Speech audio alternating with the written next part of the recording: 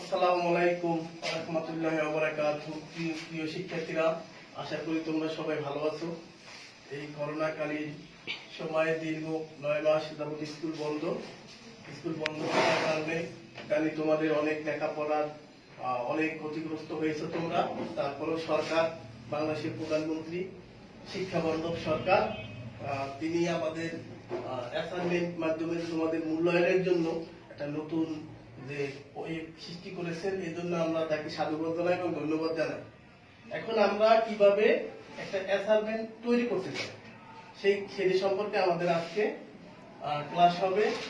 এখন এই অ্যাসাইনমেন্ট তৈরি করার ক্ষেত্রে আমাদের প্রথম যেটা দরকার সেটা হচ্ছে A4 সাইজের কাগজ। প্রথমে কি দরকার? A4 সাইজের কাগজ দরকার। তা আমরা প্রথমে A4 সাইজের কাগজ কিনবো দোকান থেকে। এবং আমাদের খেয়াল রাখতে হবে অ্যাসাইনমেন্টে কিন্তু A4 সাইজের কাগজে এক পিঠে লিখতে হবে। কয় পিঠে লিখতে হয়? এক পিঠে। একটু পিঠ লেখা যাবে, এক পিঠে লিখতে হয়। তার মানে প্রথম জানলাম আমাদের কাগজ দেওয়া দরকার। তারপরে আমাদের একটা কভার পেজ তৈরি করতে হবে। সেই কভার পেজে একটা নমুনা, আমরা এখানে পেজে অনেক সুন্দর সুন্দর নমুনা আছে।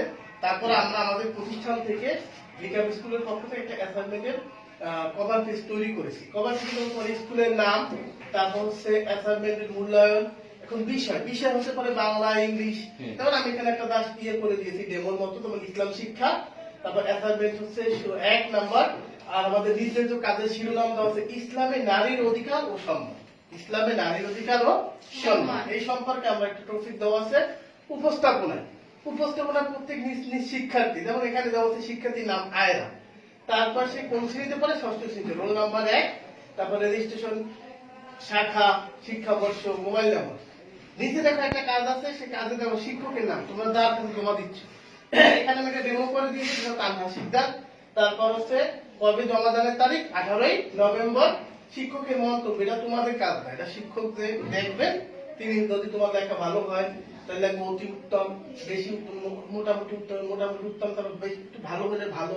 তারপরে যদি ভালো না হলে অগ্রগতির জন্য তোমাদের প্রয়োজন, অগ্রগতিতে আমাকে কমেন্ট করবে, ঠিক আছে? জাস্ট একটু।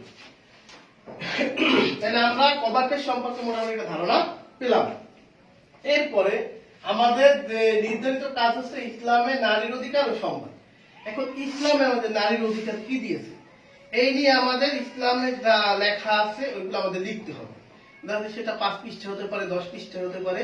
আমরা লিখলাম, লেখার পরে আমার প্রত্যেকটা লেখার পর প্রত্যেক পেজে নিচে একটা নম্বর দিতে হবে। 1 নম্বর পেজ, 2 নম্বর পেজ, 3 নম্বর পেজ, এইভাবে, বুঝছো? তাইলে দেওয়ার পরে আমাদের পরবর্তীতে কাজটা হচ্ছে, আমার লেখা শেষ না, কভার পেজ রেডি, তারপর আমার লেখা শেষ। এখন আমাদের একটা কাজ করতে হবে, সেটা হচ্ছে একটা ইন্ডেক্স তৈরি করা। সেক্ষেত্রে দেখো একটা ইন্ডেক্স নমুনা দেওয়া হচ্ছে এখানে। ইন্ডেক্সটা যেভাবে ক্রমিক নাম, বিবরণ, পৃষ্ঠা। এখন তোমার এইটার সুবিধা হচ্ছে কি, এক নজরে সব দেখা। এক নজরে তুমি ভিতরে ওই যে 10 পৃষ্ঠা হোক, 20 পৃষ্ঠা হোক, যা লিখেছো সেটা আমি কি এক দৃষ্টিতে আমি সব দেখলাম। তুমি ভিতরে কি লিখেছো না পড়ার আগেই আমি এখান থেকে দেখে নিলাম। যাও, তুমি ভূমিকা লিখেছো 1 নং পেজে, 2 নং পেজে লিখেছো নারী শিক্ষা, 3 নম্বর, এরকম করতে করতে তুমি মনে করো 4 নম্বর পেজ বা 5 নম্বর পেজ এইভাবে লিখেছো। লেখার পরে এখন কি ইন্ডেক্সের ভূমিকা, নারী শিক্ষা, নারীর আধ্যাত্মিক মা হিসাবে নারীর সম্মান, কন্যা হিসাবে নারীর সম্মান, বোন হিসাবে নারীর সম্মান, স্ত্রী হিসাবে নারীর সম্মান, তারপর বিধবার অধিকার সম্মান, নারীর প্রতি সম্মান, পুরুষের ব্যক্তিত্ব প্রমাণ, কোরআন হাদিসে উল্লেখিত বিখ্যাত নারীগণ, তথ্যপত্র।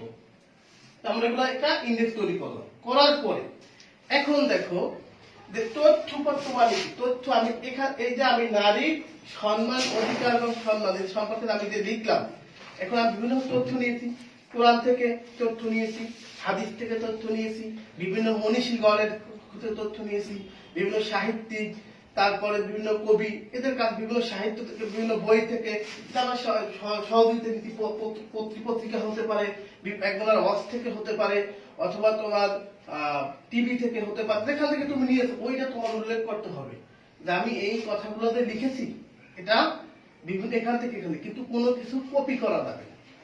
অর্থাৎ দেখে দেখে এক একজনের লেখা এক এক রকম হতে, ভিন্নতা থাকতে হবে। তাহলে এভাবে ইন্ডেক্স তৈরি হবে।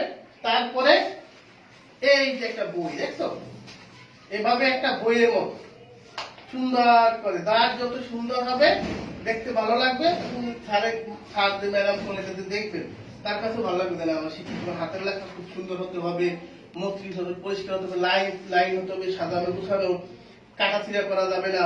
তারপর কোনো মার্কার ইউজ করা যাবে না, যে ফ্লুইডের সাথে যে মুছে লেখা বুঝেছে মুছে আবার লিখলাম, এভাবে কোনো কাটাছিড়া করা যাবে না। লেখাটা হচ্ছে পরিষ্কার পরিচ্ছন্ন সুন্দর, হাতের লেখা সুন্দর হতে হবে।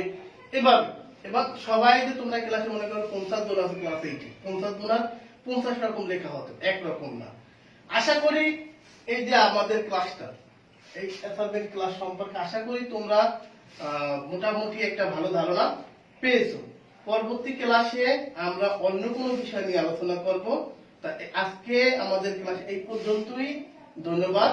সবাই সুস্থ থাকো এবং ভালো থাকো। আমার জন্য সবাই দোয়া করবা, তোমাদের জন্য দোয়া করলাম। ঠিক আছে।